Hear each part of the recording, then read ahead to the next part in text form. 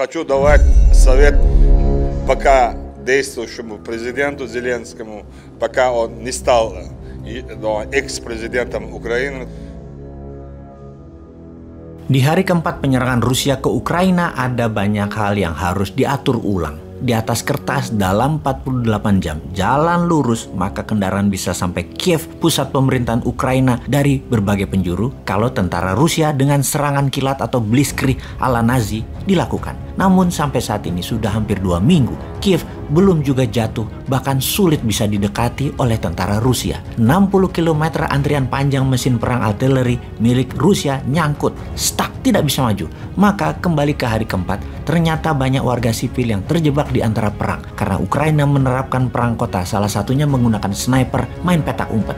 Rusia di dalam penginvasian tentunya tidak ingin adanya kemarahan warga sipil karena akan sulit mengelolanya nanti ketika pemimpin boneka diletakkan sebagai presiden Ukraina menggantikan Volodymyr Zelensky. Maka diturunkanlah tentara Chechnya, sebuah wilayah federasi Rusia yang dianeksasi tahun 1994 tersebut, yang tentaranya patuh pada Moskow, sangat terlatih dan loyal. Apa yang dilakukan Putin untuk menarik rakyat dengan pasukan Chechnya tersebut? Ada 12.000 tentara Chechnya di bawah pimpinan Ramzan Kadyrov yang masuk ke Ukraina atas perintah Putin. Apa perintahnya? Melindungi warga sipil Ukraina yang terjepit di antara tembak-menembak tentara Ukraina dan tentara Rusia. Tentara Chechnya ini membantu pengungsi dan rakyat pindah ke tempat yang lebih aman. Dan benar, ketika evakuasi dilakukan, kedua belah pihak tidak menembaki tentara Chechnya karena melindungi rakyat Ukraina di pengungsian ke tempat yang aman. Sebuah strategi pintar dari Putin. Masuknya pasukan Muslim Chechnya ini semacam peacekeepingnya Rusia. Tentara ini elit, killing mesin dalam perang seperti tentara Gurkhanya Inggris asal Nepal. Kelebihan pasukan Chechnya, mereka bisa main dua kaki seperti seorang samurai. Seorang samurai bisa menyabet katananya dan membunuh lawannya tanpa belas kasih. Namun, seorang samurai ketika katananya berada di dalam sarung, samurai adalah orang yang santun, diam, penuh rasa seni, dengan ritual minum teh misalnya yang sangat penuh tata krama. Itu adalah perbedaannya antara seorang samurai yang pedangnya di dalam dan pedangnya dicabut. Pasukan Chechnya mirip.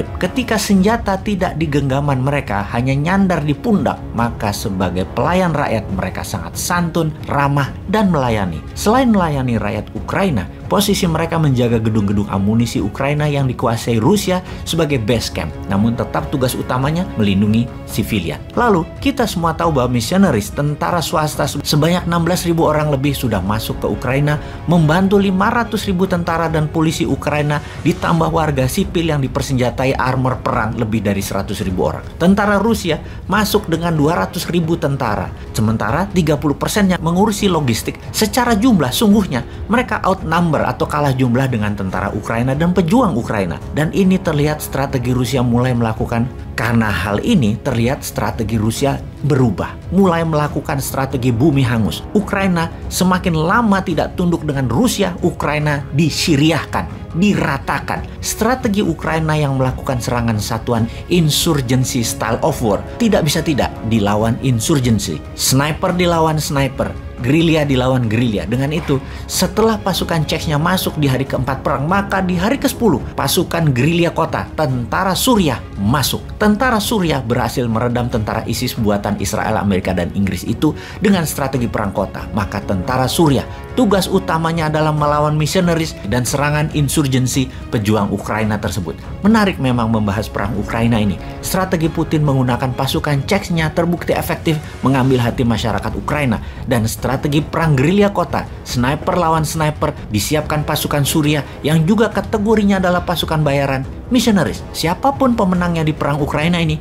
saat ini belum bisa terlihat. Yang pasti perang ini akan panjang. Yang pasti kalau panjang, sanksi ekonomi terhadap Rusia akan berdampak. Sebagaimana kita ketahui, dunia sudah kecanduan fosil oil atau minyak bumi. 3 besar produsen dan pemilik cadangan minyak bumi terbesar adalah Amerika, Rusia, dan Arab Saudi. 60% Eropa Barat bergantung pada Rusia. Dan ketika Rusia mengurangi produksi untuk menyuplai Eropa Barat, siap-siap chaos dunia Barat. Perang dunia ketiga kah akhirnya?